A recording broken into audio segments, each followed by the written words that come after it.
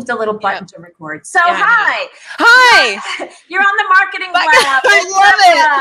I love it.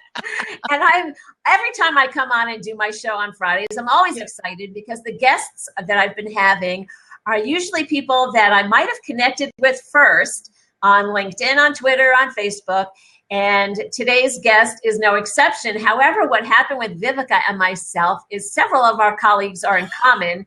And they kept saying, what do you mean you haven't not know each other? Why haven't you girls met?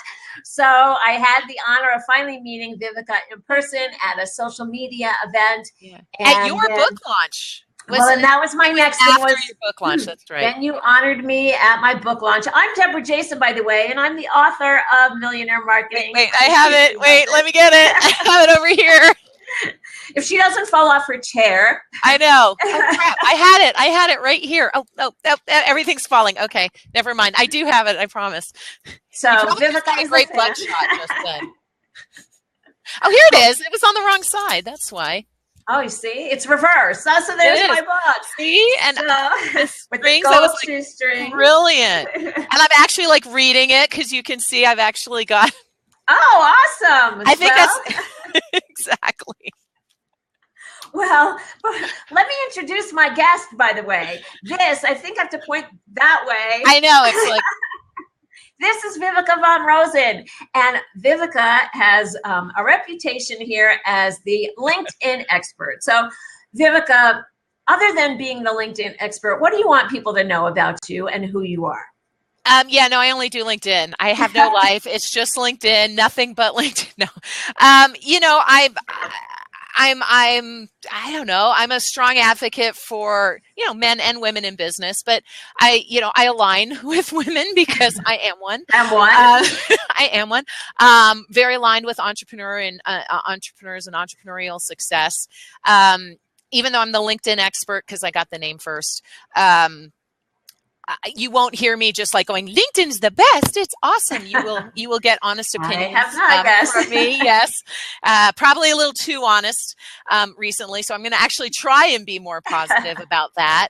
I'm an author. I'm a speaker, and I work with clients and corporations on how to use LinkedIn for selling. So that's a little bit about you. But one thing you didn't share that I saw on your website, I think it was, is that you are a competitive hang glider. Oh, I used to be a competitive hang glider pilot, like a bazillion years ago. So back in my 20s, that's actually how I found Colorado, though. I was flying here for competitions. I was on the women's world team, or the American team, I guess. There was like 8 of us. Basically, if you flew with any regularity, you could be on the women's world team. Because there wasn't a lot of competition. This is like the 90s, so there wasn't a lot of competition back then. But yeah, way back. And actually, my father, who is 89 years old, he just turned 89, still flies hang gliders. Oh, wow. And my partner's going to take it up again, and I'm going to take it up again. And so for my father's 90th birthday, we're all going to go hang gliding, probably out in Golden or something like that, get the press. And he will also be a world record holder. Your dad will? Yeah, he'll be the oldest hang glider pilot ever. When he turns 90. So will he go in the, Ripley's? Will he be in Ripley's? Yeah. Ripley's, believe it or not. Yeah, they're going to have a wax figure of him. That would be cool. But yeah, no, he's so cool. He's I'm so lucky. In a way, it's like I haven't gained success from a hard knock life at all because I have amazing, amazing parents who've always been supportive. I have an amazing partner in my life. I'm a lucky girl. Well, it's awesome to be grateful for what we have. That's for sure. And, one of the things when I speak, lots of times I talk about be grateful even for the small stuff. Yeah. I don't know about you. I write in a journal, and in the journal, many times I'll put down a gratitude list. Yep. And sometimes it's hard. Yeah. Sometimes one of those days is like, I'm glad I'm still breathing. Well, I just going to say that because it's like, okay, what am I grateful for today? Well, I'm here. Yeah. Exactly. I'm breathing. Yeah. That's a good thing. So it's a good day. Yeah. But I want to ask you, you have over 30,000 connections on LinkedIn. And LinkedIn says, that gives you a network of millions. What is 50 million or something? Yeah. Would you explain what that means to people? So, it's like, how do you have a network of 50 million when your connections are only 30,000 only? Right, only. And you don't want, here's the thing. I've been on it for a long time, so you don't want that many connections. It is so hard to manage that many connections. And with LinkedIn's new change, anyway, we'll get into that later. So, but on LinkedIn, one of the reasons I really liked and continue to like LinkedIn is it was exponential networking. So it was not only, people you were connected to like on Twitter, but it was friends of friends like on Facebook. And for the longest time, it was actually friends of friends of friends. They've kind of, third level connections. So yeah, I know Debra. Debra knows 10,000 people. Those 10,000 people additionally know 5,000 people each. I don't do math, but it's a lot of people. So that's kind of the exponential visibility that you can get. The problem is, I'm like looking at myself, looking at you, looking at them. I just like, where do I look? The LinkedIn has limited that now. So it's friends of friends, and it's people you share a group with. So the friends of friends of friends, they've kind of limited, unless of course you want to pay them, and then you get exposure to everyone on LinkedIn essentially again. But it is still extremely powerful for all the bitching that I've been doing lately about some of their changes. It's still incredibly powerful, and I know people say, well, Fortune 500, C-level, C-suite aren't on there. Yeah, they are. They are. They might not be talking to you because you sent them crap, or they might not be talking to you because, they're the president of a Fortune 50 company. But if you work it hard enough, there truly are ways that you can find and engage with almost anyone that you want to. And certainly for the powerful gateway person or the powerful influencer who's maybe not a CEO of a Fortune 50 company, you still can absolutely find and connect and engage with those individuals. But it's a numbers game in that, yes, the more connections you have, the more visible you are. That helps. But it always comes down to having that connection, taking it offline, going URL to IRL, getting on the phone if you can. One thing that and one of the reasons I asked you to be here today is to talk about, nurturing those online relationships, because you just said it. You have 30,000 connections, but do you really have close relationships with 30,000 Oh, God, people? no. No. It's impossible. So how do a lot of people say, well, how do I create those relationships? One of the biggest mistakes, I just posted this on my blog, and I think I talk about it in my book as well, that people make is, they send out an invitation for somebody to connect, and they use LinkedIn's generic form. So I get a connection. And it's not their fault, because LinkedIn, well, first of all, LinkedIn has finally switched over to more mobile users than browse. I'm like the kicking and screaming girl over here, but there are more mobile users now than there are using the website, which is why they're re-releasing their mobile app. It's rolling out now. I haven't been able to get access to it, but on their stupid existing mobile app, if you invite someone to connect, there's no way longer. It used to be hidden, but even that's gone. So so that's not their fault. Plus, for a while, LinkedIn, well, it's still, when you do a search, if you hit the connect button, it just automatically sends an invitation. It's you have to be a freaking LinkedIn ninja to figure out how to customize an invitation anymore. They have not made it easy, Well, and they used to have a little button that's when somebody sent you an invitation, you could go and it would say accept, but you could go and it would say reply, but don't accept. And that's what I would do a lot, They still have that if you can find it. Right. I was going to say, if you can figure it out, if you can figure it out, you can. I've got YouTube. I better pull up my YouTube channel. I have YouTube videos on all of this because LinkedIn has made so many changes. It's really annoying. Well, and I know one of the changes that you've been talking about that I agree with is, the ability to message a group and to BCC everybody in the group. I feel like that was really, maybe this is where we're going to get down on LinkedIn. And I don't want us to shut us down like they did to you. I know.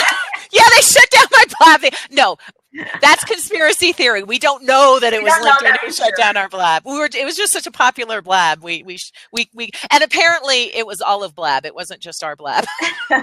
Well, we were just teasing, but you know, that was something that you could send out a message. And now, you know, I'm getting the messages where there's 100 people being sent this message, and then all these people start responding, and you're going, I don't want to hear this. You know, this isn't really for me. So it's unfortunate that they took that away.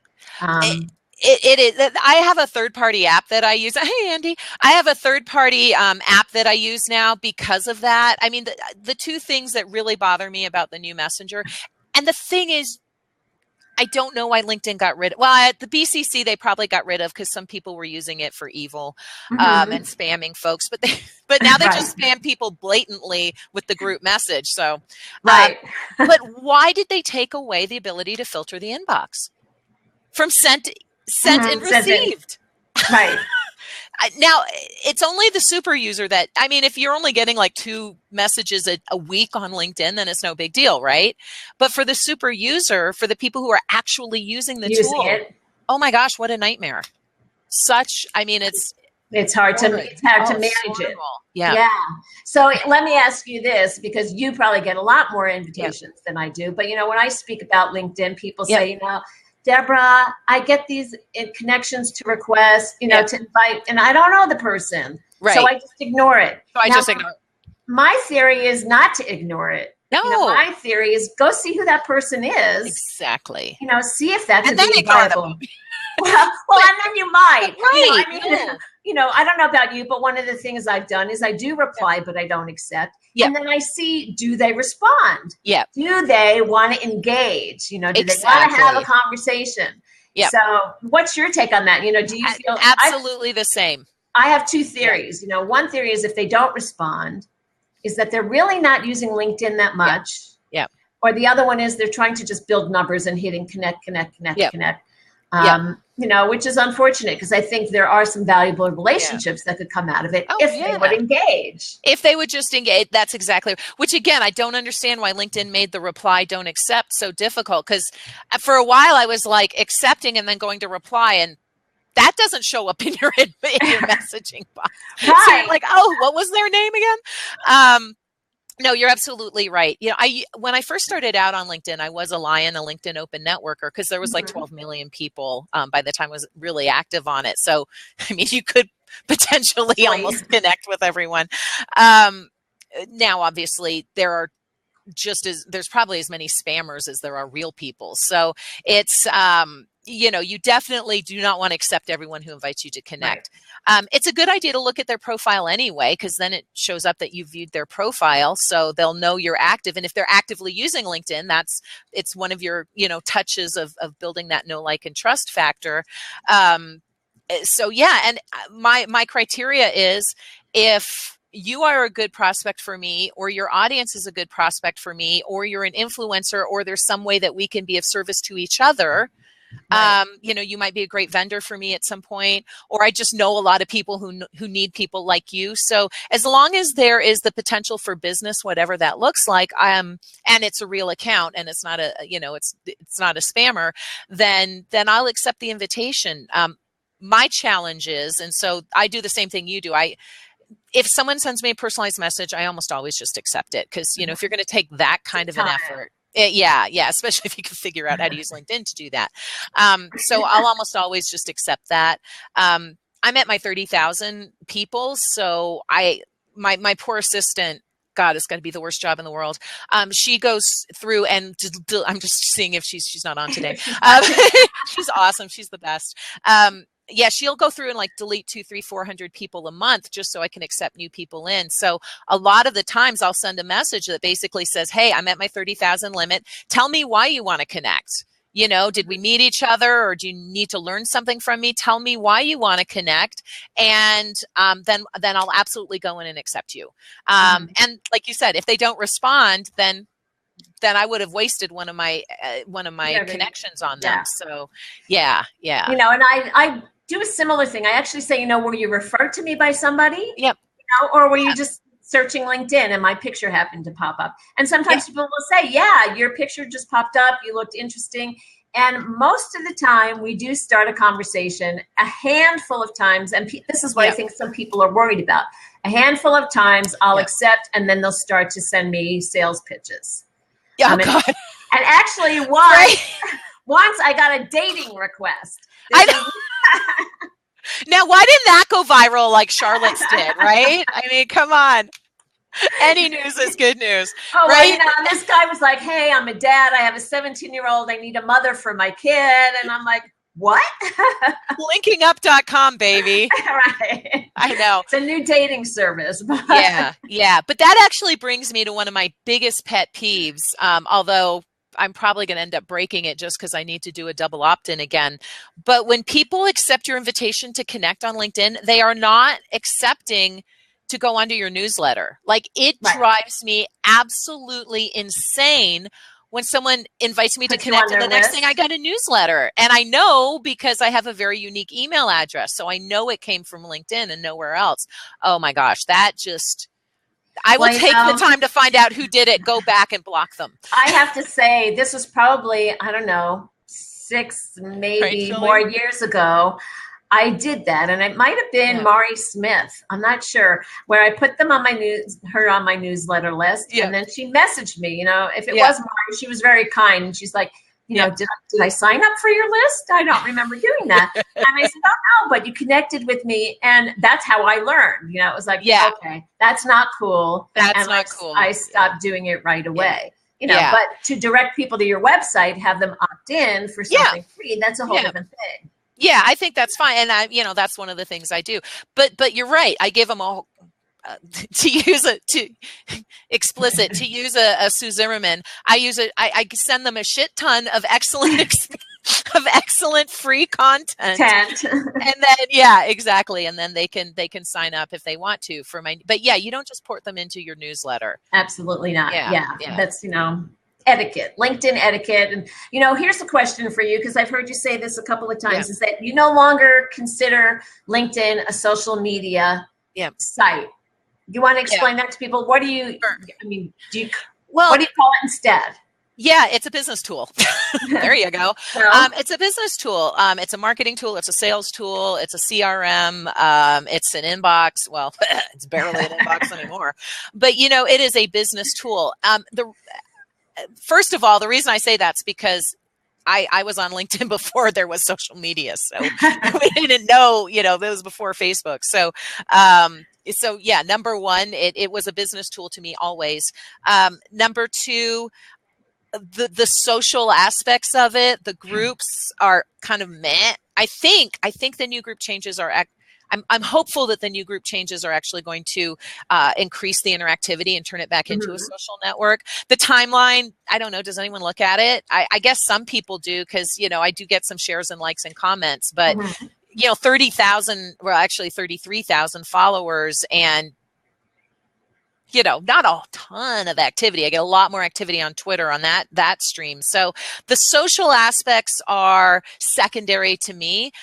Primarily to me, it's like, how can we connect? How can we engage? How can we create a relationship? Although I do love the publishing platform, but again, that's not necessarily social. That's content marketing. Although, I want to talk about that because I think I heard you say this as well. When I publish on LinkedIn, I do get more engagement there than I do on my own blog.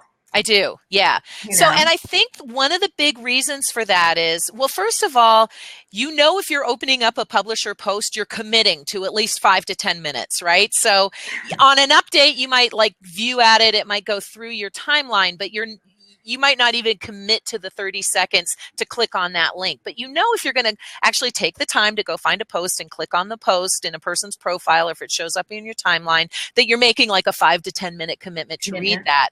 And so I think it's setting that expectation so that you are going to get more engagement on that. The other thing is publisher posts, as opposed to updates, are searchable by keyword. And so it's one of the ways that you can really establish yourself as an expert. And it's the way that many savvy LinkedIn users, yeah, they search on people's keywords on their profiles, but they'll go into articles and they'll, if I really want to know who a YouTube expert is, I'm going to go into LinkedIn Publisher, do an article search. Well, and then see who's talking about YouTube. I want to look at your content all day long. I can look at your profiles, but that doesn't tell me anything. I want to see who's publishing content on YouTube marketing. And Steve Dotto really needs to step up his game because his LinkedIn sucks. And it's all right. You can tell Steve, he knows that because my YouTube sucks and he knows that. So we have this ongoing. We all have our strengths. We all have our strengths and YouTube is not one of them.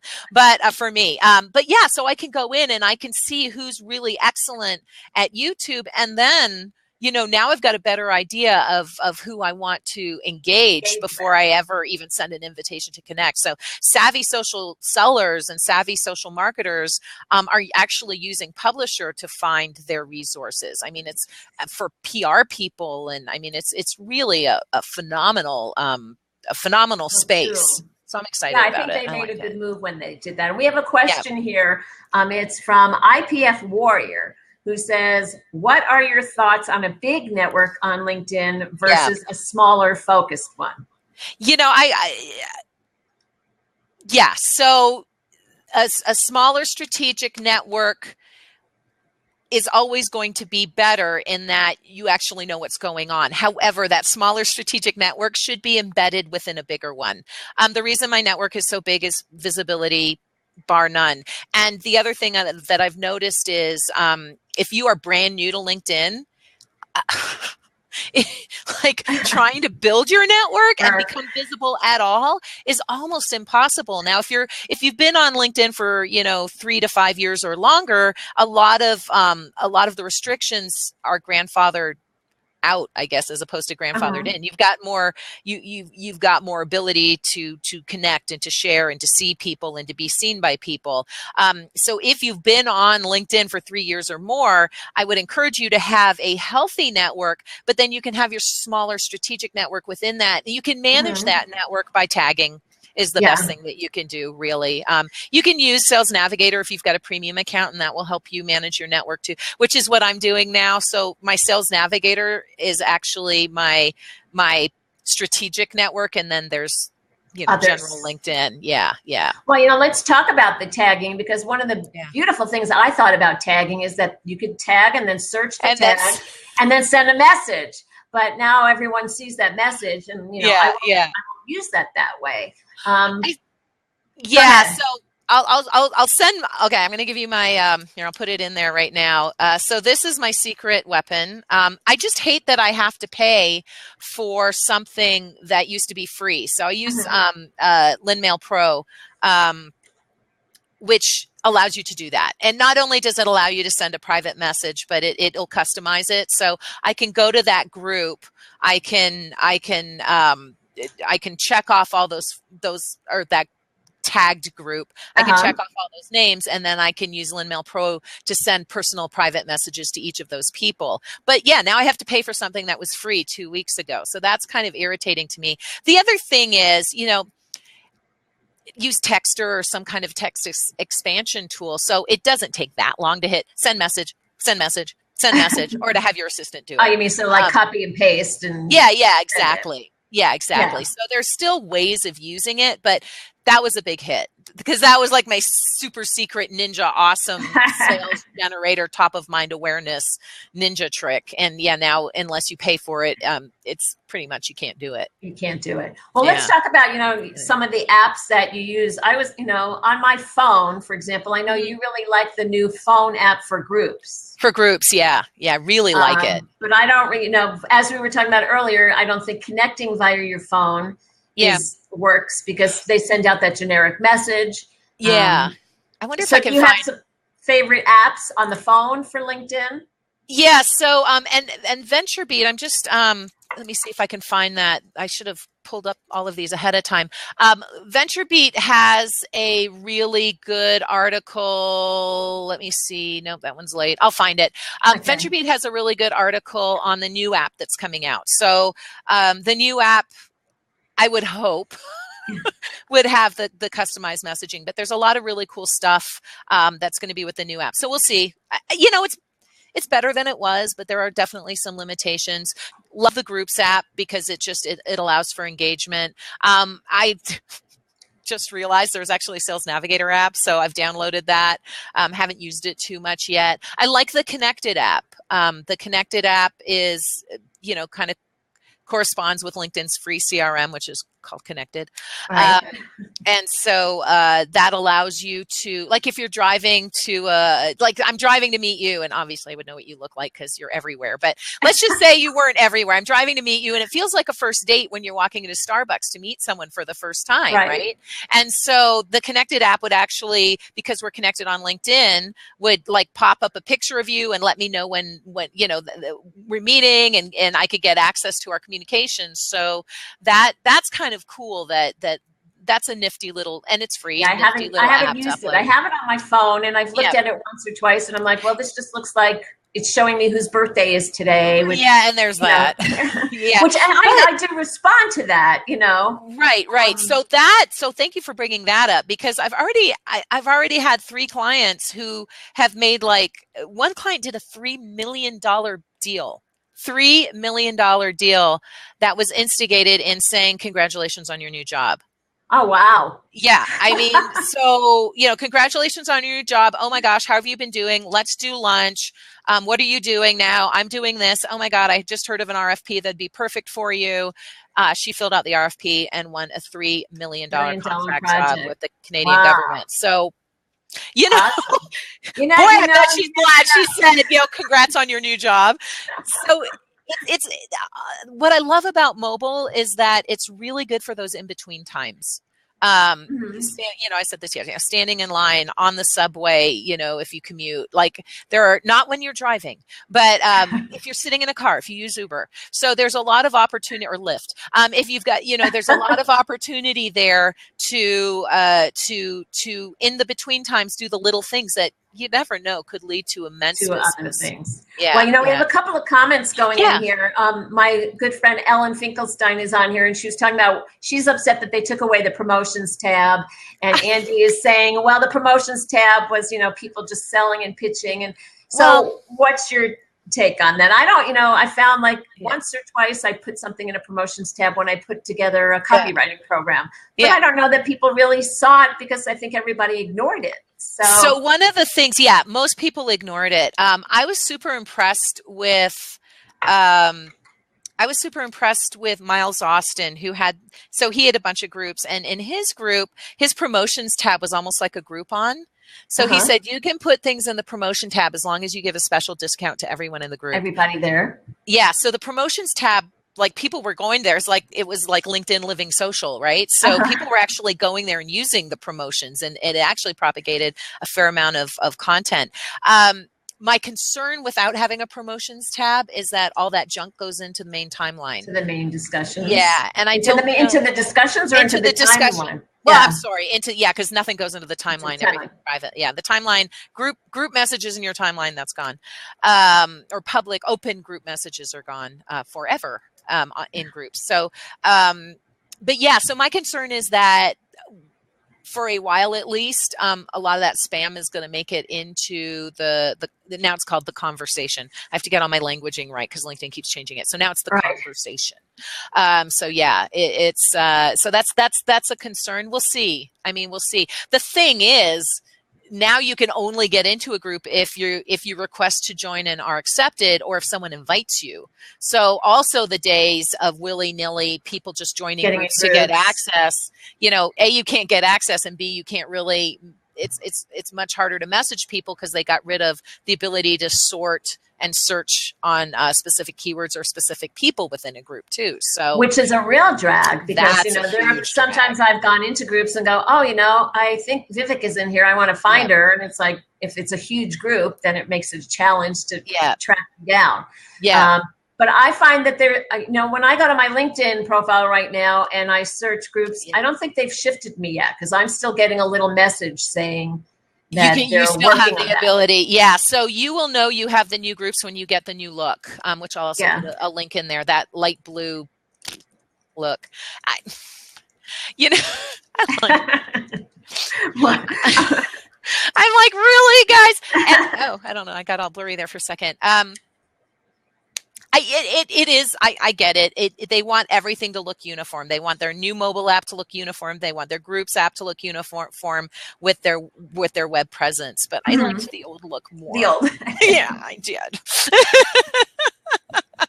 But yeah, I mean, it's, it is what it is. They're not going to change it for me. So I guess I'll learn to live with it. It is pretty much, well, actually, no, my website looks more like the old site. So now I'll probably have to revamp my website too. Well, you're like me. I mean, I'm sort of resistant to change, even though I write about change and how change can be good for you. But, I only got a smartphone this year. Yeah. So all my friends were like, get into the 21st century. Me. That's hilarious. I know. I'm like, wherever you are.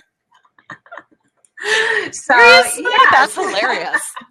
That is hilarious. The 21st century. So, everyone likes to pick on me for that. But, they should. As they should. Yes, Valerie is commenting. Well, she's laughing out loud. Welcome to the 21st century. Exactly. So, I didn't text. All my friends were like, when are you going to start texting? I'm like, well, I want to talk to you. I don't want to text you.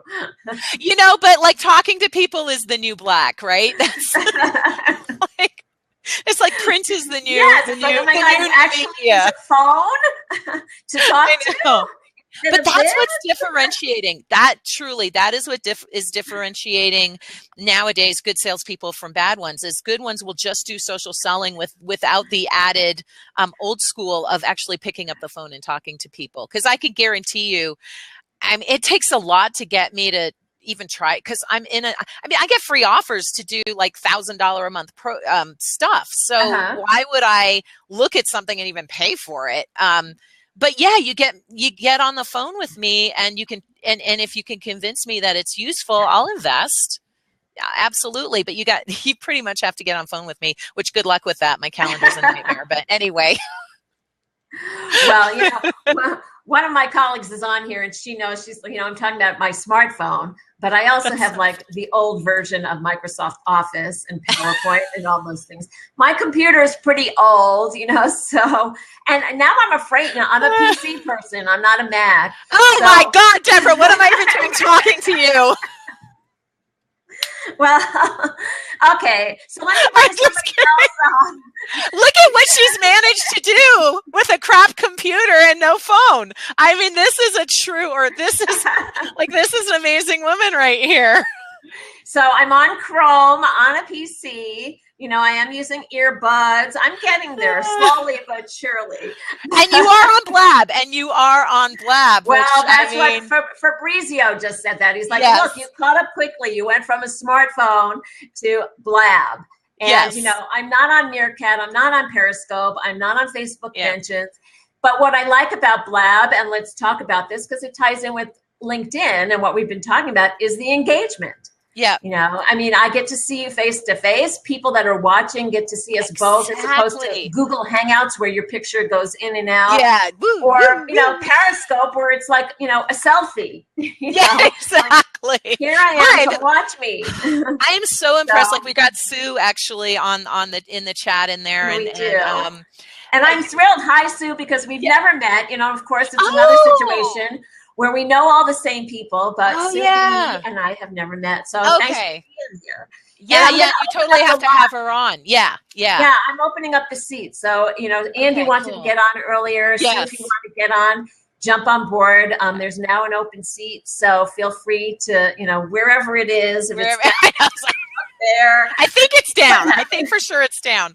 And Andy's another one. So I've known Andy for years. And for a while I was like, I like his Twitter handle more than mine. And I was just, because he's like my competition, but we'd, kind of talk in on my LinkedIn chat. And he was very active in my LinkedIn experts group. And then he said, can we do and I love him to death now. Well, I always loved him, but yeah, now we do this LinkedIn Blab, and like Andy's like the coolest guy in the world, and that's what I love about Blab, and that's where we really need to get back to the human interaction, whether it's in sales, marketing, just communicating. Absolutely. Yeah, Anyway, plus Hey, he's got Andy. that awesome lower third, which Andy, you still have to show me how to do that. I know. I asked about that earlier when I saw Andy had a lower I think maybe you third. should just like show us how to do it now, and we can stop talking about LinkedIn. Well, I've got one. I've got one word for Debra. It's on a Mac. Yes.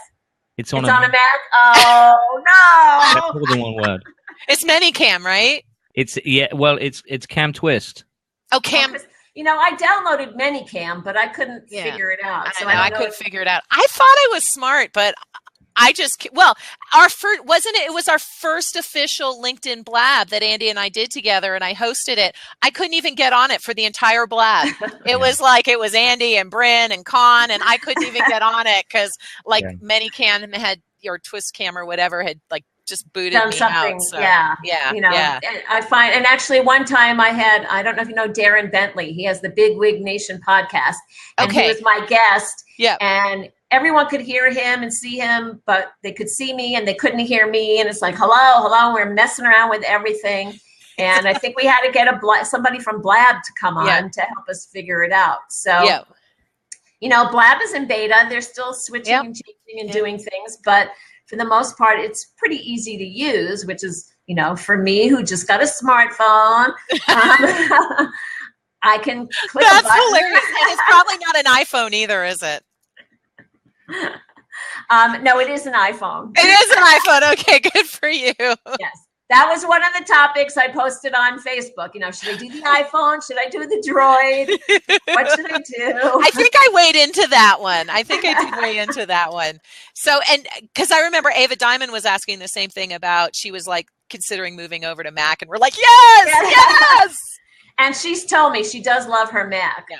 So, and there's a learning curve. I mean, there's a big learning curve. There's a big learning curve. Now, once you're on it, like they say about everything, once you're on it, it's so intuitive and you can never go back. But I had my Mac a year and I was still using my PC, and I hated it.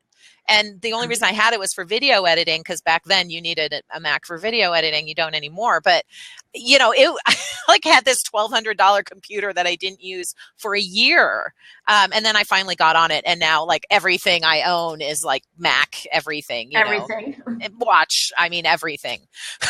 I've got the watch. I've got the phone. I've got 3 iPads. No, I just have the watch. See, now that's why I see. And there's my fan. There. Oh, yeah. Okay. So I like the new thing too, because your favorite photos pop up. So then there's my mom and dad, so I can tell time and see my mom and dad that I were talking about earlier. Oh, yes. Well, that's sweet. I like that. Oh my gosh. Ross got on an Android rocket ship and left the planet. That's funny. Yeah, funny. Once you go back, you never go back. Exactly, Jean. Well, I've heard that, but we'll see. We'll see. And as an author, habits die hard. I know. Anyway, back to LinkedIn. So back to LinkedIn, how does one get the reputation as the LinkedIn expert? Was it really just that you got that handle on Twitter and it stuck? Yeah. I mean, I got the handle on Twitter. I got the handle on LinkedIn, linkedin.com/in/LinkedIn expert, which gets me great Google traffic. I got it on Instagram. So couldn't believe it. I couldn't believe it either. I did some thing way early on, 2009, this thing that said, get your name everywhere. And so I'm LinkedIn expert, everywhere. On YouTube because of that, Instagram because of that, and a lot of social media sites that are no longer with us. And because I called myself the LinkedIn expert, which does make me throw up in my mouth a little. I have to prove it, right? I can't just rest on my laurels. So, well, that's actually a question I have for you. So are you in touch with the people at LinkedIn? Some of them. Something Although Coca totally stood me up this morning. I had a phone call with Coca this morning at 10 a.m. and he totally stood me up. So I'm going to have to give him a little help on that. I know. He's great. He's so busy. He just favorited a tweet of mine. Oh, good. Well, he was so busy reading your tweet. He ignored you. Exactly. Yeah, there's a couple guys, or there's an edict going around that says, "Oh, you can't talk to Viveka." I'm not sure; it's one or the other, but he's probably just super busy. But yeah, no, I've got some friends over there. I've got some friends over there. Ross in chat says, change the topic to Coco. What the hell? Oh, you totally need to. I don't know, Coca, so I don't know. Oh, I know. I'll totally change it. You could. I could make you a co-host. It's like can't forward I? T, right? I'm totally doing that. It's forward T, right? Oh my God. It was forward T for a while. I don't know if they still do that. Try it and see. It still works. I tested it this morning. Oh, you did? Okay. Well, let's see if you can do it. Oh, Ross is so funny. Well, I'll ask you both, since we've got Andy, who's, linked insights, and Viveka, who's the LinkedIn expert, either one of you can chime in, what would be your top 2 tips as the best way for people to create and nurture relationships on LinkedIn? So I don't know if this has already been covered because I came in late to the discussion. You mean you haven't been listening the whole time? Well, I know. I'm like, seriously, Andy, when do you work? You're always on Blab. I don't know how to change the topic. Oh, well. Yeah, but in terms of nurturing relationships, I think I would advise to figure out, a connection strategy that works for you. One that works for me is I look for various things. I look for 5 things when I'm looking to connect with someone on the platform. I'm looking for someone with the 500 plus label on their profile. That means that they're a connector to me. It's someone who's interested in networking, period. If I don't see that, then I have some hesitancy, right? Because if they're below 500 these days, it suggests to me that they're more interested in real life networks and just keeping to the people they know in real life. Exactly. As opposed to virtually. So I look for the 500 plus. I also look for shared things. So for me, it would be a shared location, right? People who are in proximity to me so I can meet with them, right? In Chicago, that's also of interest. And the other shared is contacts, right? If we have connections in common. Yeah, if we have, say, over 10 connections in common, then clearly we've got that proximity as well in terms of networks already. We know people, we have mutuals in common. That's another thing. And then a shared field or function. So if someone is in social media, even better in LinkedIn, if they're doing what I do, and they're a coach, then these are all parameters that are of interest to me when I'm connecting. And then the final one for me, the 5th one, would be if they're an influencer, and we have a ton of new influencers now through the Blab platform, right? We're now getting we're getting gems in the rough. They're coming up, and we see that not only can they think, right? They have an idea about brand. They're intelligent. They make valuable contributions. So that's what I look for on LinkedIn, and that's what I advise my clients to go along those lines and look for the same kind of characteristics or things. Yeah. Well, that's a good point. But I also find, for example, someone reached out to me the other day, and I could tell right away they were new. And I think they were connected to Viveka and myself, and maybe, a couple of other LinkedIn people like Lori. And so I actually, I sent her one of my messages, and she did respond. And I said, it looks like you're new to the platform. And so I shared some tips with her. So I didn't totally, say, I'm going to ignore that person, because I also wanted to share value for her and show her how she could get value from the platform as well. Would you agree with that? Yeah, I mean, that's a great audience for us, is people who don't know how to use LinkedIn. And let's face it, even if you don't know how to use it, actually, that's another thing, because LinkedIn is a very complex platform. It's not as simple as the others, right? That's our bread and butter, frankly. That's what Viveka and I, live for. We want to help you to leverage the platform, and boy or girl, it's a difficult platform. Except this is what I don't do. Hi, I looked at your LinkedIn profile. It really sucked. Do you want some help? Like, what is with that shame marketing that's been, oh my God. So what not to do on LinkedIn. You mentioned influencers earlier, so I want to give like a little bit of an influencer hack. I hope you're all checking out your rankings. So if you have a premium account too, you get to see how people in your, it's not industry, I'm totally spacing the word right now, but people in your industry essentially rank compared to you. And then of course in your own company is for free. And then also in your own network is for free. So now there's a lot of people using things like, what is it? Autopilot for LinkedIn that kind of change those numbers. Autopilot, what is it called? What is it called, Andy? We were just talking about this in Autopilot for LinkedIn. Is that what it was called? Yeah, it's called autopilot, I think. Yeah, I think it's just called autopilot. Anyway, it's a tool that allows you to do a search and then it'll automate looking at all those individual profiles.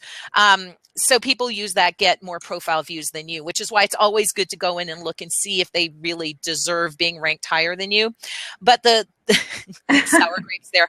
But the fact is, if someone does rank higher than you, they deserve a look, whether they're in your industry, so that it's someone that would be a good potential partner for you to partner with, or, you know, they might be just influential, and people, they rank higher simply because they get more views than you do. So if they are getting more views than you do, then if they share your content, as long as they're not, you know, a direct competitor, then your content will get more views, and you can definitely make it a win-win situation where you share theirs, they share yours.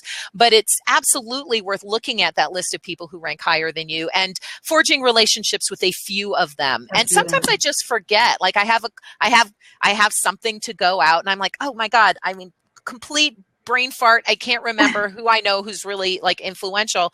And I'll go there and I'm like, oh yeah, I gotta reach out to Dave Kirpin. I gotta reach out to Debra Jason. I need to reach out to Joel Comm. I need to reach out to Andy Foote, because those people rank really high, get a lot of visibility, and are friends of mine. So will hopefully be willing to share my stuff. So it's a great way to use a tool within LinkedIn that right now is free to build relationships with influential people. Whether you are or not, you know. Right. Well, let's talk about, sorry, did you want to say something, Andy? Yeah, I was just going to say that, you know, Viveka and I, we are constantly trying to be positive about the platform, because we, you know, yes, I saw that the other day. Was it on Wednesday? It's true. It's true. And I commented saying, with all the negatives, then why LinkedIn? Yeah, exactly. I know that. I'm like, I don't know. Because change is always tough. We've had a ton loads of changes recently, but also I think that, you know, not only grappling with change, we have to recognize the positives. And it's easy for us to nitpick and say, oh my gosh, you know, they changed this, and oh, I don't like this, and perhaps, you know, not give it time to bed in and for us to get used to it. But we are, I think we're coming from a place of love. You know, we love, we're very passionate about the platform, and we're frustrated because we haven't been listened to for a very long time. You know, we as users, but also as you know, cheerleaders, the biggest fans, if you like, for the platform. Yeah. But one of the great things that LinkedIn did was Publisher. Right? If you think about Publisher and what it did, it removed all of the potential barriers, right, that would stop someone from blogging, and they made it so simple, so enticing. And in terms of, you know, bringing it back to the topic, in terms of nurturing relationships, it's a huge deal to be able to write and put your thought leadership out there for other people to assess and then value, and then come in through the Publisher aspect and say, wow, this person, not only can they express themselves, they can write, but actually I find that valuable. That's a great way of understanding how people think, and potentially, you know, building relationships. So that's a big thumbs up for me for LinkedIn. We can talk about how, you know, what they've done in terms of throttling notifications in regard to Publisher, but let's not go there. Let's the positive. Now, are you like me, Andy? Do you think they're going to be monetizing Publisher with ads soon? I can't see why they would not. I mean, that's such an obvious move, right? Yeah. They've got all this delicious, you know, consumable content. Let's put a price tag on some of the best stuff. Yeah, exactly. That's the way I think.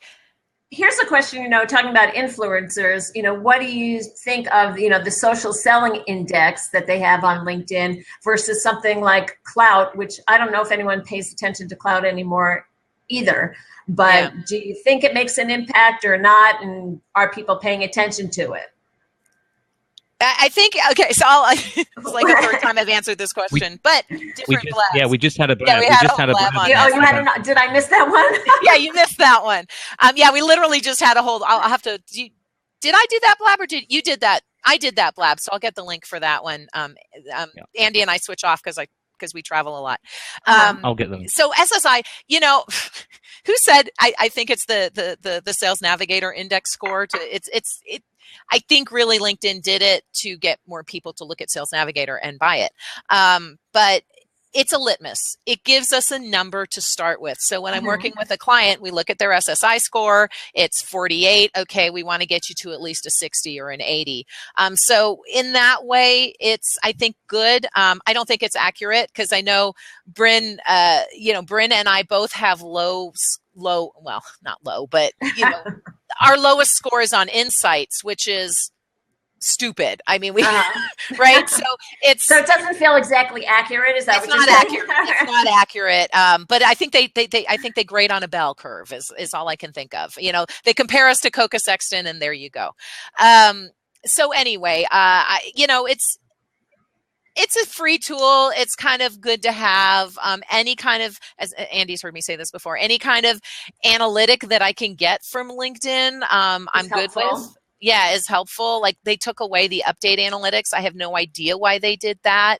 I don't understand why they do. Oh, we're being positive. Sorry. So it's not bad. Well, we have Cloud. It's like Cloud. Well, Cloud for a while. I think everybody was like, "Oh, my Cloud scores this. My Cloud scores that." Yeah. Now I don't know that people are really paying attention to it as much as before. Oh, I got this perk. I got that perk. The only reason I don't is because they don't really take in your LinkedIn activity, and I suck at Facebook, so my clout score's just never going to be above 72. Anyway. Yeah. Hello, Ross. The point I've just posted the most recent Blab, LinkedIn Blab that we did. Oh, good, because I can't find it. So good. Yeah, that's what I was doing regarding social selling index, SSI. And there was some good stuff in there. It's well worth the replay. But some of the points made were that, this is looking at a specific quantity of stuff. It's not so much the quality of what you're doing in terms of social selling, but more to the point, it's done within a walled garden of LinkedIn. So it's not taking into account anything else that you're doing beyond the LinkedIn ecosystem, which is a problem, right? Because there's obviously more to it than just. And then yes, it does look like it's designed to push you specifically towards sales navigator, and people see that from a mile away. They it's like, here, click on this, and those were some of the criticisms. I think that, that was more or less the sum of it. And then we went into groups because everyone's fairly obsessed because it's still recent and it's people huge. It's a big thing. I just got groups. Yeah. I just got groups the other day, and as Viv says, you'll know that you've got it by the change in color scene. Yeah, I haven't gotten it yet. I still get the message saying we're working on this. So. Hi, Ross. Welcome to the. Yay, Ross! What up? Yay, Ross. What's up, Debra? What's up, every people? Well, every people. I come in, I'll make a word up right on the spot. What's up, every people? That's right. Bam, and I'm out. Bam. Every people's is trending. What? So here's something I want to throw in first off on the tail end of that clout talk. There's something in social media, right? There's two currents that go on. There's like, okay, here's the current that's on the. Oh, that's kind of cool. Here's the current. Didn't know I could do that with my hand. That got better than I originally envisioned in my mind. Exactly. Here's that well. So there's the current of what people are talking about, like, oh, what's wrong with Twitter? And then there's reality. There's nothing wrong with Twitter in one aspect. Like there's like, okay, you can do all these other things, but there's all this kind of talk. It's the same with clout. So what you have is you have clout where people are like, oh, that's old. That doesn't matter. Oh, there's a million problems with it, this and that. But the reality is that let's just take the adoption curve, right? Because there's people who don't know what Twitter is yet. And it's like, you're already like, oh, Twitter. There's people who are probably like, what's that, MySpace? Should I get on there? And it's like, oh, no, you missed that. That one already went by. You missed that. Hello. What's this hello thing? Yeah, when you look at that whole space and the adoption curve, and you realize that clout is still mattering to people. It is. Next year, just like there's going to be people in business, in enterprise and all that are going, well, let's check this clout thing. I've heard about that on the periphery. Okay. So there becomes this practical, workable knowledge where it's like, yes, a bunch of us can say, oh yeah, this doesn't matter, or this is not as relevant anymore. But what's relevant to us hasn't even hit the mainstream. So we're like, oh yeah, that old Blab thing, yeah, I get that. And other people are like, what is that? What's Blab? They're in the industry. There's people who I see all the time who are like, in the industry or in social media and marketing, and they're like, oh, I don't know, I haven't really checked out. What is that? And it's like, to me, it's already old. So it's like, you mentioned something, and that, is a question I get a lot when I speak about LinkedIn. People always ask about endorsements. They're like, oh, I hate the endorsements thing. What's the purpose of that? And I don't discourage them. I encourage them. And I actually tell people, if someone's endorsed you, then engage with them. That's a great way to start a conversation with them. And I think LinkedIn pays attention to that as well. Yeah, it helps. Oh. Yeah, I just wish that LinkedIn had called them something other than endorsements. Yeah, I agree. Endorsements is the thing that people get most hung up on. If they'd called it, a professional a professional like or something, because that's all it is. Frankly, it's not an endorsement in the proper sense of the word, right? It's kind of like giving you props here in Blab. Yeah, it's not an endorsement. It's not an endorsement to say that you do social media. It's like, well, yeah, that's in my bio. I mean, anybody would think that he does. And so someone saying isn't like, wow. Yeah. So prima facie, on the face of it, it looks like you have that as a skill. And if that's what you're touting, then, and that's what I can see and observe myself, then I agree with you. And so I'm happy to do that. But it's also an engagement tool, because we can touch the people only within our network, and we give them an endorsement. And so that's really all there is to it. I think people waste a lot of time and energy on moaning, frankly, whining about endorsements. Because look, if someone or someone in your network has endorsed you, and you say, well, why have they done that? They don't know me. Then why are you connected with them if you don't know? Come on. Exactly. Well, I think there are those people, though, when that little box pops up on LinkedIn saying, endorse. Yeah, they're like, how do I get rid of this? I'll just endorse them. You can turn that off. You can turn that box off. I don't think I'm going to send you some sales stuff, Viveka. How do I get rid of this? I just have to buy it? Okay, great. I just keep sending you emails. Like, I see you real quick where I have an opportunity with you. Here's the other thing that I think we gotta, it's worth popping into is that there's that big piece of the space of what is the definition of these things, right? Because that's really what we're getting to at the end. When you're connecting, like Andy brought up, and he's like, oh, well, why are you connecting with that person if you don't know them? Well, here's the question. What is a connect? It seems silly, but really, to some people, a connect is, I want to get to know you. To other people, it's how dare you? How dare you pull a big Blab mug that I do not have in the middle of my conversation? I know. I just got my MySQL. I know. You get that, Andy? This is clearly oversized, number one. This is too big. Nobody needs a mug that's flared at the top like that. Okay, you're not a Viking. All right, hold on. Number two. I'm a Viking. Number two. Actually, shouts out to all the I know he's Dutch. I'm Dutch Irish, so you didn't know because I'm sneaky and you just think I'm Hispanic, but I keep all that stuff a secret. But here's the thing. But I do have a glorious beard, which is really cool too. So you can talk that. I do not. But the thing is, back to the subject. Yes, the thing is that when we're talking about when we're talking about LinkedIn, this is hard boiled into your strategy. Is part of your strategy saying, I'm using this because I see this as a way to connect? Or are you saying this is a way I'm going to gather and empower my network? Because those are two entirely different strategies, and yet LinkedIn can do both of those. So I think sometimes some people who are in one space are looking at someone else's strategy and going, why in the world are you doing that? That you don't even know that person, but maybe on their side, they're saying LinkedIn is going to be my new connection strategy for professional connections, and that's why I'm doing that. So it depends how it's used. Well, I'm reading some of the comments here, so I know that's what's funny, right? Okay, so here we're all in the videos, right? And then all of a sudden, here's one thing I'm going to say, right? That's a byproduct of actually cool people who are using Blab correctly. Even though that's a self-compliment, I'm going to accept it. Thank you very much. So the reason I say this is because if you look at this, most people, they get so stuck in their video on video, they're ignoring, and that's an irritation, of course, I know for people like me and Andy who thrive in the comment section. And then, but the awkward moment is when everybody on video goes over to comments. It's like, no one's paying attention to Ross. There's the awkward moment going is on when no over one's here. paying attention to Ross. No, I just saw my friend Jed show up. So what up, Jed? Hey, Jed. what up, Jed? Yeah. Jed Who said, has a higher clout score than me, by the way, Yeah. just saying. Jed said this blonde chick seems to know a lot about LinkedIn. Yeah, I'm like, when I'm allowed to talk. I don't know. That is perfect. I like that.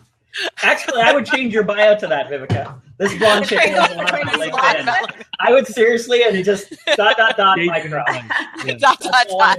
Yeah. I'm the crazy blonde chick. Yeah, the crazy blonde chick with the big mouth. That's me. Although JS is Jen in the house. says you got to watch out for the crazy guy with the crazy bearded guys. So Yeah, Yeah. exactly. Plus beer. Mm-hmm. beard or Beard. beard? Beard. Yeah, Jilly, I actually. He's so slow motion. Don't even. Here's the thing. I'll just type it. And I picked up on that, Andy. When you were first taking your drink, you weren't just taking a drink. You were like under contract to have a commercial. 7-second drink because it was in slow mo. You're like, and that fulfills my contractual obligation. It's hot tea. Don't read too much into it. My goodness, it's hot. I just poured it. Of course it's tea because he's English. Indeed. Actually, I want to play ping pong with you if that's how you She'll move. He's like, Yeah, at some point we should talk about LinkedIn. Now, here's the thing. We were talking about LinkedIn, and then Ross came on, and it all went downhill. Okay, well, we had somebody that wanted to jump on. It was like, Yeah. I don't know if he's still here. Fabrizio, are you here? Fabrizio, you're still, because he actually is not a LinkedIn or social media expert, and he is bye, Andy. And he is Thanks, excelling Andy. at LinkedIn. Yeah, so let's bring Yeah. Fabrizio in here. We didn't mean to kick you off. Ross kicked himself off too. Well, thanks, guys. All right. We've got Fabrizio coming on, and we are up at the hour, so I like to try to keep it to an hour. But if everyone's willing to stay on board, if you're willing to stay on board, we can keep chatting. Right. So, hi, Fabrizio. Thanks for joining us. Welcome. Yeah, I'm good. Where are you calling us from? I'm near Manchester in England. Oh, okay. Well, hello. How are you? Across We have, all the across the accents. ocean from you, or the pond as it's called. Across the pond. Yeah, across So the pond. tell us about what you were sharing in the comment section about how LinkedIn is working for you. Well, when I first started my aircraft sales business, I went on LinkedIn and I started going in the groups and commenting and contacting people that said they needed aircraft and whatever, but it wasn't going very far. But what did happen is I met my business partner, who was over in the US, British, but been in America for 30 years. We got talking, and then after a few months, we decided to set up a shop together. So to bring the two companies into one. And he came under my umbrella, Tyrus Wings. So we weren't really going anywhere deal-wise with LinkedIn. We were doing deals outside of LinkedIn until I started blogging on Blogger, and I was getting quite a few people read the blog. We're getting on the front page of Google, but we weren't getting any business from it and very few comments. So then I discovered LinkedIn Pulse. So I thought, well, let me start blogging within LinkedIn Pulse, see what happens. And immediately I got people interacting, phone calls, deals started to happen. Journalists started calling me up and putting me in the Daily Telegraph in the UK, which is like being in the USA Today in the US. And I've been profiled on WealthX, which is a big company in Hong Kong, and they talk about luxury and wealth and whatever. And I'm the aviation expert for them. I've been in El Financiero, which is the Financial Times in Mexico. Now, I didn't do anything. All I did is I just blogged, and I getting phone calls. And I get about. And you have a pretty specific niche. Yeah, I mean, I sell is so aircraft. important. I sell aeroplanes, both to high net worth individuals, so the private jets, and airliners to the airlines. So that's what I do. So I mean, not everybody's out there to buy a plane. So it's a very small. My next What purchase. is in today? My next purchase. Yeah, but so now what we started to do, we started to blab. So interesting. I do a blab once a week called Airplane Talk on a Thursday. And we're trying to get it right, time-wise and content-wise and everything. And then we've edited one episode and we've put it on YouTube. We got a few people, but I've actually had 7 to 10 people on the Blab, which is not many, but I've had 2 or 3 people. That's good for actually, Blab. Yeah, but they actually own a plane. Listen to this one. They do, or they don't own a plane? No, they own a plane. Oh, wow.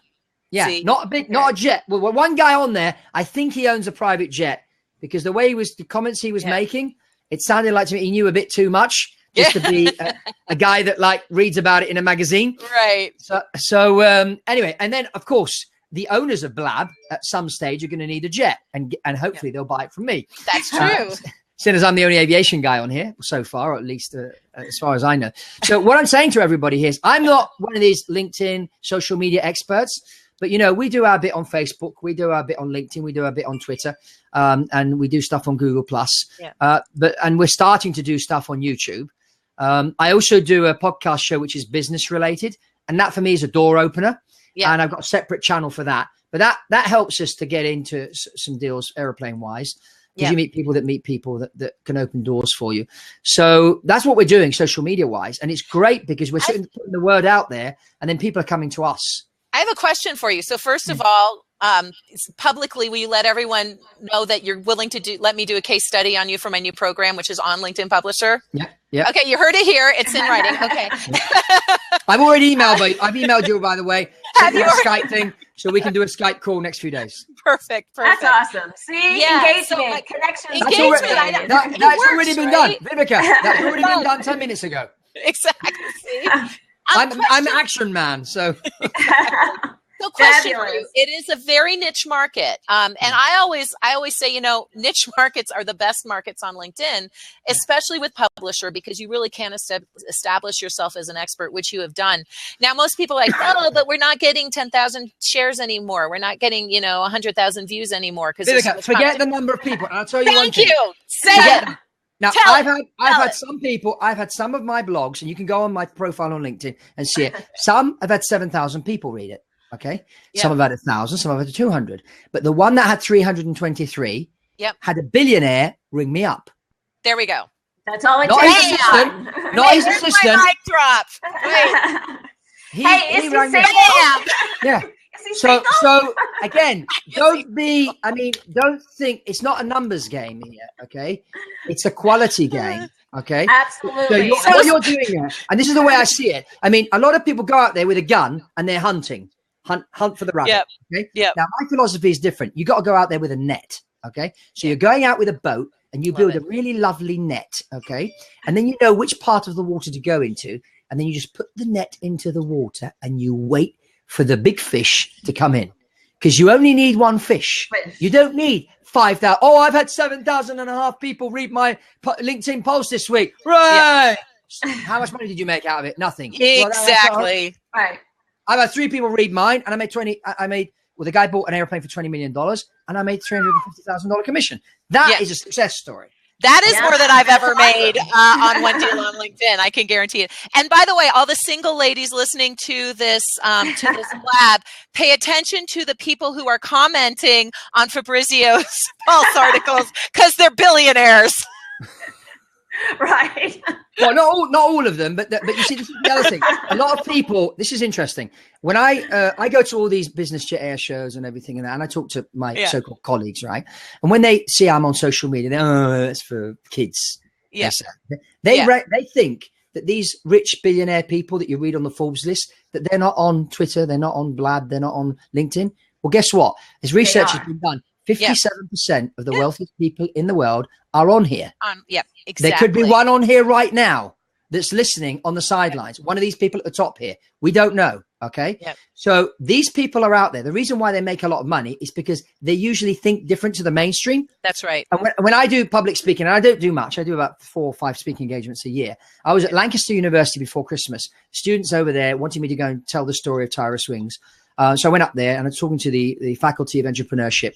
And one of the things I said to them, I said, you see, history, the mankind has progressed throughout history thanks to people that thought outside the mainstream. And I always tell the story of Chuck Yeager, who was an aviator, first man to go through the sound barrier, and how that whole thing came about when they were building these planes. And there was 2 teams working on the project, one over in England, one over in America, and they're trying to fly past this sound barrier. And every time the plane approached the sound barrier, it started to do this. And because as soon as it did that, the pilots pulled back and the plane wings folded and crashed and the pilots died. So That's Chuck bad. Yeager immediately said to himself, wait a minute, we're trying to achieve an unconventional result with a conventional piloting technique. Yeah. I think I need to do something different. Change something. So he went up, and as soon as the air started to build around the airplane, Mhm. creating this effect called Mach Tuck, which Viveka, your husband, will know what it is being a pilot. Yeah. So this started to happen. The plane started to do this. And so what Chuck Yeager did, he pulled forward, and the plane went shoom, straight through the sound barrier. He landed, and he's successful. And he's still living today. He's 80 plus.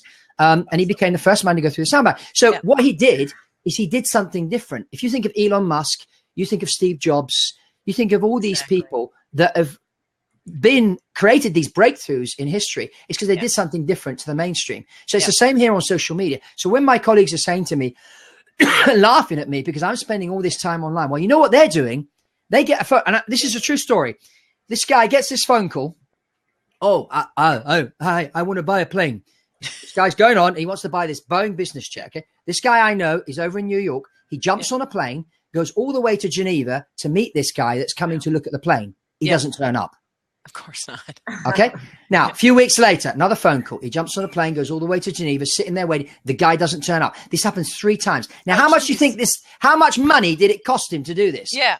Another guy I know, same thing in the industry. He's in London. He gets the guy say, I want to buy a jet. I'm going to send you a letter of intent. Okay, fine. I'll meet you at the airplane in Ohio tomorrow. Yeah, He jumps on the plane, gets there, lands, switches on his phone. There's no letter of intent. Guy doesn't turn up. How much did he spend? Oh, jeez. So this you're is doing happening. this. You're doing all this online. You're not flying. This is what I do. I'm here. Yeah. Okay. I don't have a fancy office. This is my converted garage in my house. Okay. We started bootstrapped and we're staying bootstrapped because you don't need to do anything super fancy to sell an airplane. That's right. All you've got to do is have the knowledge. Okay. And have the network. Okay. That's all you need. Yeah. And then you've got to sort of learn how to use this. So what we do, we get emails or we get phone calls. We've got a lovely form on our website. If you go to tyruswings.com, and I'll just post it in here so people want to go and have a look at it. That'd be great. Awesome. I mean, our website's nothing mega fancy or anything. You go to the website, there's a form you fill in, okay, which tells us the mission profile this airplane will be flying. Okay. Yeah. So it gives us an idea of what type of plane you're going to need, not want. Okay. Yeah. Then we schedule a Skype call, video Skype call. Okay. So again, that doesn't cost us any money. Free still. Yeah. It's free. Okay. We do the Skype call. We chat, and then we nail it down to what they exactly need. Then then the next step is, okay, now I need proof of funds. I need to know that you have the money. Step number 1. So if Donald Trump's ringing, that's what the guy should have done. Yeah. Yeah. No, not only that, because I mean, we've dealt with some of the top billionaires in the world. Okay. Yeah. And some of them come to you and they waste your time. Now, you know, they've got money because you see their face, you see them on the Forbes list. You know, the guy's got plenty of money. Okay. Yeah. But how do you know that his intention is to buy now? The only way to do that is to ask him to put some money on an escrow account, which is a bank account where he puts some money and I can't touch it until the deal goes through. Yeah. But he puts $1 million there. He gives me proof of funds of 30 million, which is how much he needs to spend. Now that tells me that he's serious. Yeah. Okay. At that point, then we go out and we start looking at aircraft. Yeah. And only then do I spend money to go out and see aircraft. And sometimes I don't even need to go and see it. I know it's a good aeroplane. I send the engineer out. The engineer does what's called a pre-buy inspection, which tells him that there's no maintenance problems on the airplane, etc. The lawyers do all their paperwork. And sometimes we do a transaction and we never even meet the guy. Because again, this is a very busy person. We're very busy. We've got like 4 or 5 transactions going on at the moment. So we're busy kind of all over the place trying to get these. Our lawyers are working in the background. These guys have got their lawyers working. So, I mean, sometimes we don't even have to meet face to face. Yeah. Yeah. For $30 million, $350,000 commission. By the way, for people who are just showing up now, Fabrizio is actually using LinkedIn successfully. And the reason we brought him up was because a turning point for him was LinkedIn Pulse and being able to position himself as an expert on LinkedIn Pulse. Mega turning point. Mega turning point. And I think, and my view now is, I mean, my strategy now is to continue with LinkedIn Pulse, to build up the YouTube channel, and to continue blabbing. Yeah. Because I think Blab is the human interaction. Yeah. Blab is key. Yeah. Okay. Yeah. Because right now there are probably 10,000 of us using this platform. Yeah. Give it a year and there'll be millions. Maybe half a million. Fabrizio, I want to thank you for jumping on board and chatting with us today. That was awesome. Thanks for sharing your story. Yeah. So anyway, so anybody listening, I mean, you don't need any money to do this. Yeah. You don't need to spend thousands of dollars on a website. Okay. You just need to educate yourself, and the education is out there for free. If you follow people like these lovely ladies and listen to them, you go onto YouTube. There's plenty of videos that can show you how to create a good LinkedIn profile and do your stuff, and then just experiment. Throw stuff out there and see what happens. But talk about what you know about.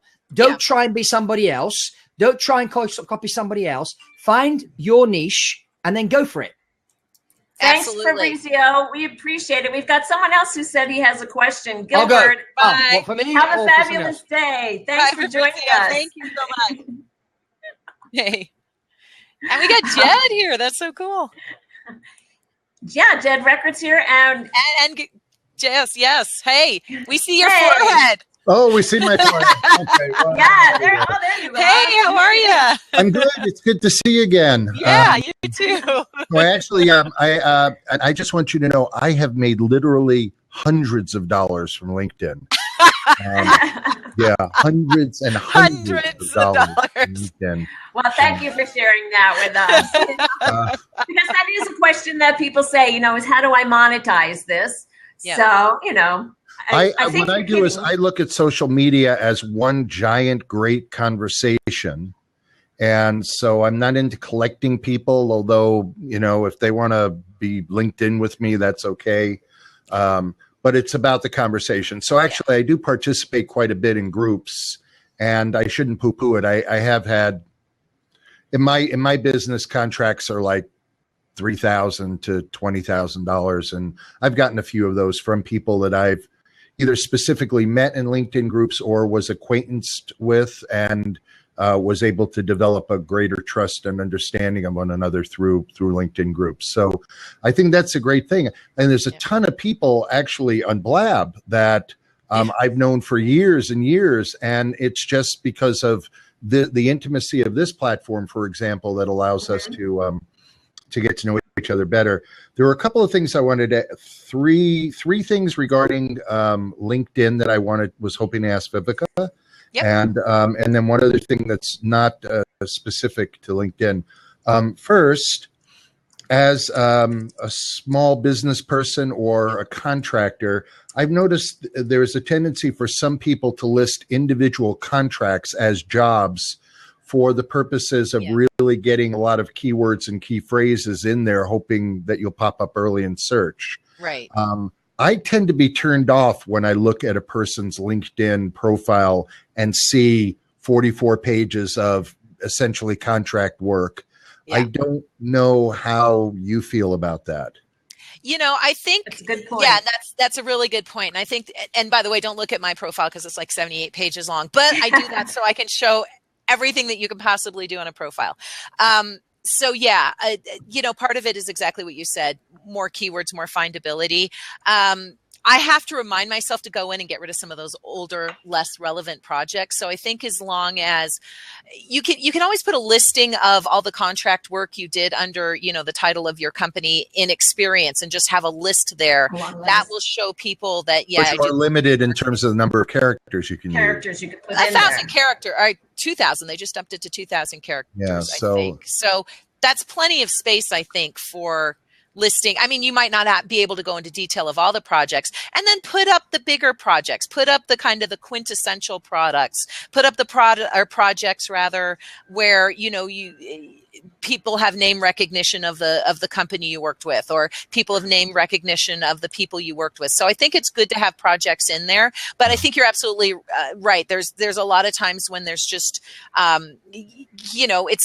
there's just old stuff that's not relevant anymore. And I always say that it's like, you want to put your keywords and you want your LinkedIn profile to get found. But like you said, if it turns people off, now you're actually losing credibility. So there's definitely a balance there. Yeah. Do you think it turns people off, or? Well, I wonder if LinkedIn, because I've seen that where people say, freelance copywriter, here's what I did. Freelance copywriter, here's what I did. Freelance copywriter. I do and to me, I'm like, will LinkedIn at some point blacklist them? Who knows? They only blacklist you for putting something other than your last name in your last name field, I think, because I was blacklisted. But But, it depends. Here's the thing. It depends on your audience. Some people are going to want to go through there and see all the details of everything you've ever done because it's very important to them. We're getting some feedback here. We're getting some feedback. I think it might be. Someone's got an extra Blab. Someone's probably got an extra Blab chant. Yeah, there we go. So, like my software engineer folks from India, they've got all their projects listed because it is really important for the people hiring them to see exactly all the projects they've ever done. Marketing, maybe your top 5 projects where you can really, showcase your skill set. But I don't think you need to have 20 projects listed. And I think it depends entirely on who's looking at your profile and who your audience is. That's the first thing, right? Always know your audience and what they expect to see. All right. So here's my second question. I was talking with an executive recruiter the other day who uses LinkedIn extensively. And he agreed with me. My 2 least favorite words in the English language for any business thing are passion and passionate. You don't have any passionate passion projects that you're working on right now? Yeah, no. We're all very passionate. Because I don't want to know that you're passionate about something. I want to know if you actually have a skill set that can address my passion. See, and you just did. Right. And I'm assuming this recruiter was a man? Yeah. Yeah. It's male-female languaging. So women understand passion. They get passion. They're excited by passion. And I'm generalizing here. But it's not invigorated by passion. Nobody searches for passion. Women do. Really? Yeah. Yes. Oh, yeah. Wow. Yes, Passion I think you project, find that. Passion. Yeah, absolutely. So that's a male-female thing. Interesting. Okay, so then what would you say are the 10 worst words that people use in profiles? Experienced. Experience drives me nuts. Like I'm like, put 10 plus years. Everyone knows it's 10 plus years of experience. Okay. That's probably the one that drives me nuts. You're going to laugh at this. Expert and guru. Yeah, no, don't let even though I have it all over, but that is my handle. Yeah. That is my handle. Let other people call you an expert. Let other people call you a guru. I don't know. Those are the 3 that I know you asked for 10. Those are the 3 that. Well, that's all right. I asked for 10, you gave me 3. If I asked for 5, you would have given me 1. Exactly. There you go. Yeah, passionate guru who experiences passion. Thank you, Rob. Flatulent. Flatulent is also. Flatulence. Okay. Probably I mean, we are talking transparency and disclosure, I suppose, maybe. And then, what do you feel? Is there a good CRM out there for working with LinkedIn or social media in general, in your opinion, without having to become like a Salesforce expert? Right. So without having to become a Salesforce expert, I don't understand what LinkedIn's doing with Salesforce because it's like they're on, they're off, they're on, they're off. Yeah, exactly. And it's like Reid Hoffman's diet. Okay, so totally off topic. Did you see that about Oprah buying Weight Watchers? Yeah. And making $70 million. She bought 10% of Weight Watchers. Stock went up so high, she made $70 million in like 2 minutes. Oh my God. Anyway, talk about that's okay, but the cocktailers can't control the silver market. I don't know. Exactly. What was the question again? I think it was about Reid Hoffman's diet. CRMs. I like Nimble. It's not exactly what you would think of as a traditional CRM, but it has so many excellent elements. And even though LinkedIn shut down the API, it still gathers a lot of information that you can export. So nimble.com, our friend John Ferrara. Have you tried Zoho at all? I have tried Zoho. I have Zoho. So I like Zoho so outside of LinkedIn, Zoho is a great CRM. Infusionsoft is a CRM, which I'm trying not to buy. I agree with you on Nimble, that one. Right? Oh God. Nimble's a phenomenal CRM, but the problem is LinkedIn shut down the API. So I know, that's why none of them work as well as they used to. You got to export your list and then import it and then deal with it. And then you have to worry sometimes because LinkedIn will not have a lot of user information and it'll overwrite sometimes good stuff that you've got. And I would look at, if you're not using it yet, take a peek at Nimble. It's like $15 a month, but so you can upload your existing CRM into it. And it's got deal trackers and insights, and it does work above and beyond LinkedIn, obviously. It's a pretty nifty little tool. Yeah, that's the main one people have said in the last few weeks, but I've been hearing Zoho, so I thought either one. Yes, I really like Zoho. I use several Zoho products, so I really like Zoho. That's another one they gave me free access to, and I just have to get my ass in gear. Well, that's what happens when you're an influencer and on that subject. I'm actually writing a book called Influencing the Influencers, and I would love to interview you for it. Of course. Cool. Sure. Awesome. I don't know what the best way to get a hold of you. I will put my email address in chat because, everyone has it anyway. So. Right. And just email me. Okay. See how, taking it live, see how well that works? Yeah, no, I'd be happy to. It works, yeah. It does. Love how the relationships form. Well, thanks so much for joining us. We're going to wrap it up here because we've been on now for an hour. I'm happy to stay on. It's been an hour and a half. So. Wow. Exactly. Thanks for joining us, though. We really loved having you. Well, yeah, you needed another guy with a beard on, I think is what we didn't have enough of those today. I forgot Insightly. Yes, Insightly. I've been hearing a lot about Insightly. Thank you for bringing that up. It's another one. Insightly. Yeah. Okay. Totally yeah, I guess it's just a matter of playing around with them and so worst case scenario is $200 for joining, I guess. Yeah. Yeah. Nimble, you get I think I even have a coupon code. Let me see if it works still. I think I can get you a free month or something. It might not work anymore though. It's been a while since I ran it, but Nimble's worst case $15 a month, and the thing is all the work you put into inputting your list. Oh, she cut us off. Okay, bye. We're still waiting talk. I didn't cut anybody off. Oh, you're gone though. Oh, I'm gone? You cut yourself out. Yeah, I don't know what happened. You're gone. We're just taking over. You can't see me. I can't see you anymore. Well, that's weird. Well, I don't know. I can see me, so let me come back. I'll leave and That's funny. Well, actually, Bryn, why don't you come in and we can make you host, because I actually do have to go now. I didn't realize it was already 1:00. Oops. All right. Well, thank you so much. Yeah, Awesome. I got to jump too. Yeah. It's Friday, and as much as I don't want to do any work, it's still one of those days I should do work, I guess. Exactly. Yeah. Darn that work Until anyway. I go on the 3-day work week. Awesome. All right. All right. Thanks. Good seeing you. I know. 3-hour work week. That's wait. Right. Ross says, wait. Wait. What? Right. What? Wait. What, Ross? Wait. What? Wait. Okay. Oh, okay. Now you can go. I like what Steve Dotto does. He makes everyone do their own little saying, except for I can't. I'm when you so sign it, right yeah. Storming the castle. All right. Bye-bye. All right. Thanks. Bye, everyone. I'm storming the castle. It's just me. This feels like Periscope. Now I have the whole thing to myself. No, I'm just kidding. All right. Bye, everyone.